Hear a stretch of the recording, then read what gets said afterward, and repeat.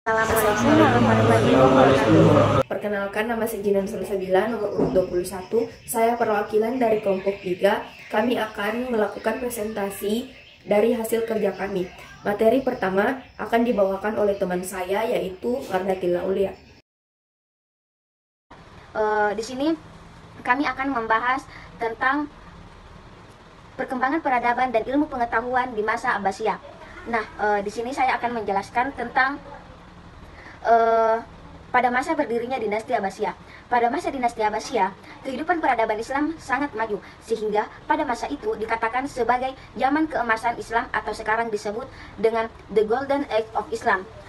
Kaum muslimin sudah sampai pada puncak kemuliaan, baik kekayaan, bidang kekuasaan, politik, ekonomi, dan keuangan. Lebih lagi dalam bidang kebudayaan dan ilmu pengetahuan. Nah, baik itu pengetahuan agama dan pengetahuan umum, mengalami kemajuan yang sangat pesat. Berbagai ilmu yang telah lahir, hal ini dikarenakan antara lain yang pertama, penelitian-penelitian dan kajian-kajian tentang ilmu pengetahuan yang dilakukan oleh para muslim itu sendiri. Penerjemahan buku tersebut berbahasa asing, seperti halnya Yunani, Mesir, Persia, India, dan lain-lain, ke dalam bahasa Arab dengan sangat gencar. Buku-buku yang diterjemahkan antara lain yaitu ilmu kedokteran, kimia, ilmu alam, atau mantik atau logika, filsafat, aljabar, ilmu falak, matematika, seni, dan lain-lain. Penerjemahan dan penelitian tersebut pada umumnya dilakukan pada masa pemerintahan Abu Ja'far Harun ar-Rasyid al-Makmum dan Mahdi. Khalifah Harun ar-Rasyid sangat serius dalam memajukan pengetahuan tersebut. Selanjutnya akan dibawakan oleh Iski Hauroi. Perkenalkan, nama saya Iski Hauroi. Saya akan melanjutkan materi teman saya, yaitu beliau mendirikan lembaga ilmu pengetahuan yang diberi nama Baitul Hikmah sebagai pusat penerjemahan, penelitian, dan pengkajian ilmu perpustakaan serta lembaga pendidikan atau perguruan tinggi. Dengan begitu, kaum muslimin dapat mempelajari berbagai ilmu dalam bahasa Arab. Dan hasilnya bermunculan sarjana-sarjana besar muslim dari berbagai disiplin ilmu yang sangat terkenal, juga ulama-ulama yang sangat tersohor, seperti halnya Imam Hanafi, Imam Malik, Imam Syafi'i, Imam Hambali, Imam Bukhari, dan Imam Muslim. Adapun masa yang dimana disebutkan sebagai masa keemasan Islam atau The Golden Age of Islam, yaitu masa ketika para filsuf, ilmuwan, dan insinyur dari dunia Islam menghasilkan banyak kontribusi terhadap perkembangan teknologi dan kebudayaan, baik dengan menjaga tradisi yang telah ada ataupun dengan menambahkan penemuan dan inovasi mereka sendiri. Sekian dari saya. Wassalamualaikum. Selanjutnya akan dibawakan oleh saya sendiri, yaitu secara sederhana pada era ini dipicu oleh banyak hal yang saling mendukung satu sama lain. Yang pertama, ketika Khalifah pertama dinasti Umayyah yaitu Muawiyah bin Abu Sufyan melakukan invasi ke daerah Transjordania dan Syria, sampai dia menemukan banyak manuskrip kuno di kota Damaskus yang diwariskan, dan perkembangan ilmu pengetahuan Yunani dan Romawi sangat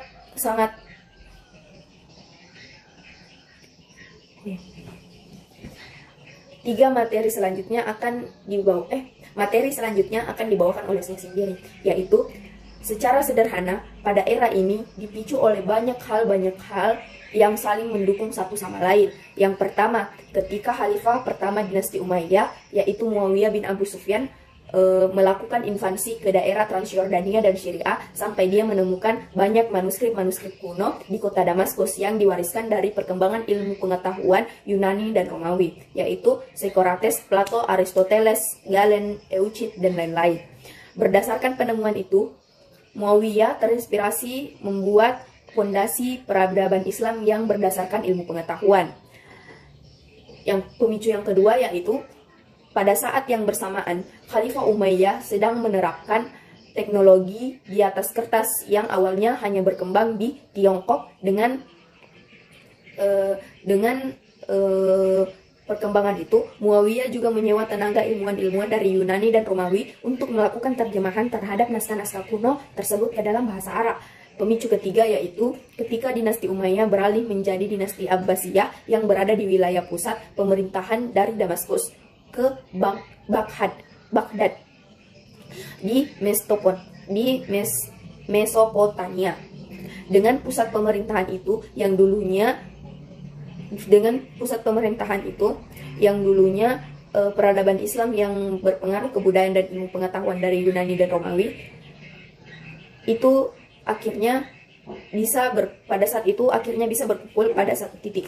Pemicu keempat yaitu pengaruh dua orang khalifah besar, yaitu Harun al-Rashid dengan anaknya Al-Ma'mun yang punya cita-cita mulia untuk membangun peradaban Islam yang menjunjung tinggi perkembangan sains, logika, dan perkembangan ilmu pengetahuan yang telah diraih oleh bangsa India, Persia, dan Bizantium. Tanpa adanya peran mereka berdua yang menjunjung tinggi ilmu pengetahuan, zaman keemasan Islam itu mungkin tidak akan pernah ada. Selanjutnya, kondisi Bani Abbasiyah dalam bidang intelektual. Lembaga pendidikan sudah mulai berkembang pada awal kebangkitan Islam. Ketika itu, lembaga pendidikan Islam terdiri atas dua tingkat, yang itu tingkat yang pertama yaitu maktab atau kutab dan masjid, yaitu lembaga pendidikan terendah tempat anak-anak mengenal dasar bacaan, hitungan, tulisan, dan tempat para remaja belajar dasar-dasar ilmu agama seperti tafsir, hadis, fikih, dan bahasa. Yang kedua yaitu tingkat pendalaman, yaitu di mana para pelajar memperdalam ilmunya, pergi ke luar daerah menuntut ilmu kepada seseorang atau beberapa orang ahli dalam bidangnya masing-masing. Pada umumnya, ilmu yang dituntut adalah ilmu agama. Pelajarannya berlangsung di masjid-masjid atau di rumah-rumah ulama yang bersangkutan. Bagi anak-anak penguasa pendidikan, bisa berlangsung di istana atau di rumah penguasa tersebut dengan memanggil ulama ahli ke sana. Lembaga-lembaga ini kemudian berkembang pada masa pemerintahan Bani Abbas dengan berdirinya perpustakaan dan akademi. Perpustakaan pada masa itu merupakan sebuah universitas karena di sampingnya terdapat kitab-kitab juga dapat digunakan untuk membaca, menulis, dan berdiskusi. Perkembangan lembaga pendidikan itu mencerminkan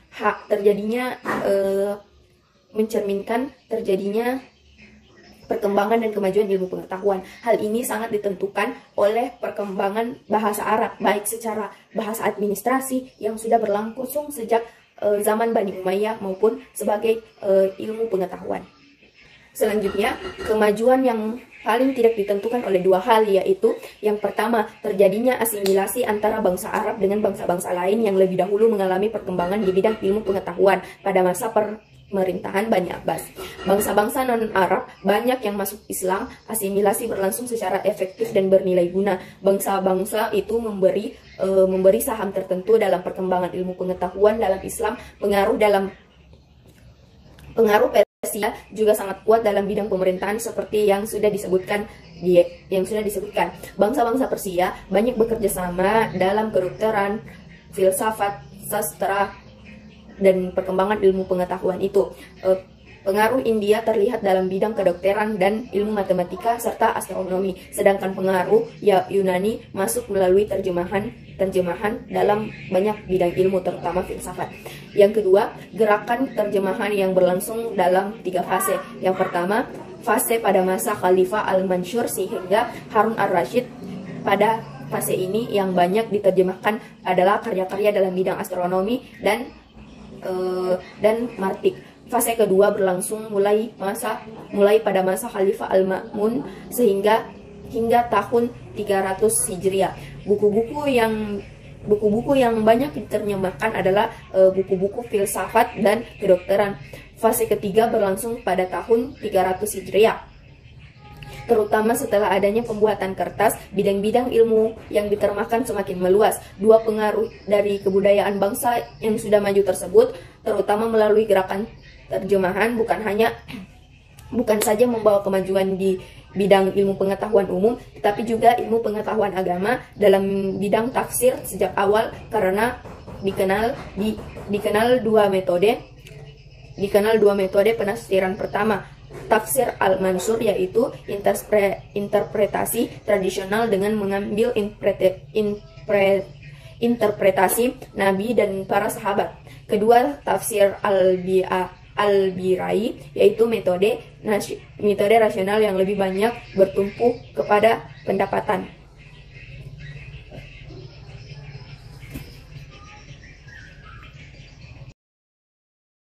Selanjutnya akan dibawakan oleh teman saya, yaitu Hidayatullah. Di sini saya akan melanjutkan pembawaan materi atau penjelasan materi dari teman saya, yaitu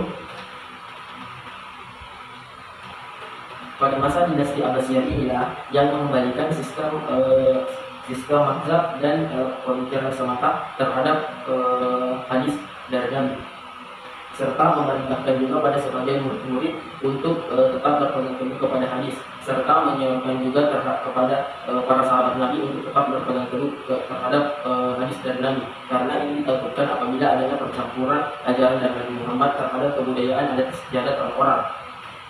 Di samping adanya 4 mazhab yang sekarang kita ketahui, sebenarnya pada masa dinasti Abbasiyah banyak sekali orang yang bebas mengeluarkan pendapatnya tentang ajaran Islam yang biasanya dikeluarkan oleh para mujtahid. Akan tetapi banyak dari mereka yang politiknya tidak berkembang dan pemikirannya terbatas, sehingga sebagian dari aliran-aliran itu banyak yang dilupakan dan berlalu bersama dengan zaman.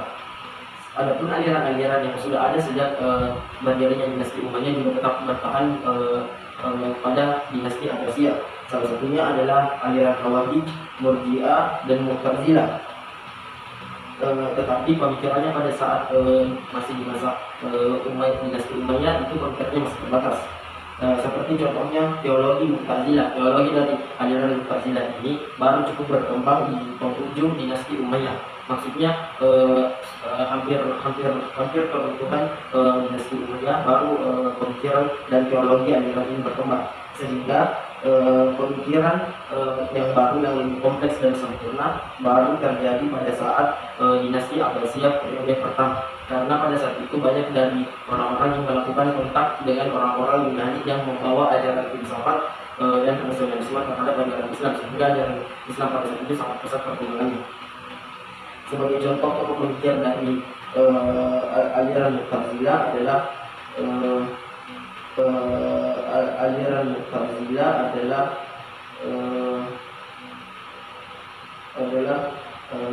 Abu al-Huzail, Al-Alaf, dan Al-Nazam. Mereka inilah yang membuat perkembangan dari aliran Mu'tazilah.